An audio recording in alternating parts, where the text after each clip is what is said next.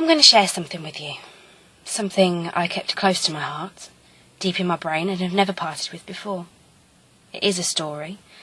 Not mine to tell, but definitely mine to share. The story of a woman. But aren't they always? A special woman. Deemed by all, not just myself. She was a pretty petal. That's what they called her, myself included. Her hair was long down to her bows, golden in colour, and soft in touch. She was admitted to the Burnley Reform Institute for acts of unkind. But hers they were not. She just shouldered the blame. The killing of a dog, hers it was, stabbed with a screwdriver 15 times. A red-rimmed handle still displayed the stairs. The dog yelped and wept. There were no longer pain, and no life was left inside.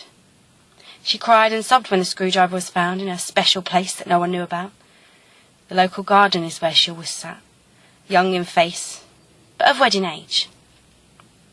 The second incident came quickly after, with the finding of a neighbour's cat upon her bedroom sill.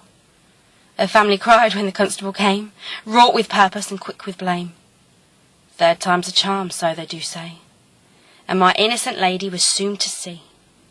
Given a chance she was not, despite her pleas for lack of guilt. "It wasn't me, I didn't do anything!" The constable came quick, with cuffs and chains, particularly because number 3 was his own. A great big Labrador by the name of Maxwell. Man's best friend he definitely was. The constable's anger blinded his way, and no compassion for my petal at all. She cried and wept as he took her away. But one man stepped forward to save the day. He promised reform at his special place, an institution he ran for the criminally insane. She needed help, he protested, and he was happy to give. But everyone knew different about his sinister aim. The mad man in charge of a nut house, they said.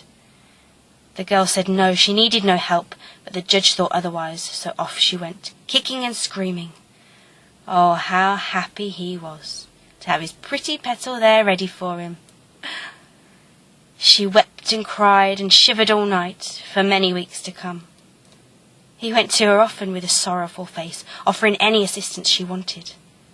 But she shoved him away, seeing his tricks at play, and went into silence instead.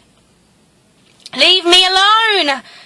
She became a lifeless corpse with no hope inside, and moved like a purposeless ghost. The others avoided her at his bossy request, not letting her gain any company. So he was the only option to stop her going insane, and earning her a place with the others. Softly, they went side by side, talking every day. She disliked him at first, with his long, dirty beard, until she realised he was gentle inside. But gentle he isn't, I can tell you for sure, because he hurts the others often, kicking and punching to give himself power without any thought of their pain. But he wanted the petal to add to his trophies like the others previously before. The collection was small, but filled with the best from the town, ranging from tall to small. His gap-toothed smile made them cringe inside, until she touched his face, and a light shone from his eye. He loved her very much, and she did love him, but it was not meant to be. A rotten soul he had. Despite this love, she could not see. But I saw his soul. I knew it well. And how dare it leave me? A wife he had made me, for better or worse. Now he left me alone, for some younger, pretty wench who he did not deserve and only wanted to own. But I told him my plan, to take what I want, including his pretty petal. A fight broke out, with a fist in my face, again and again and again.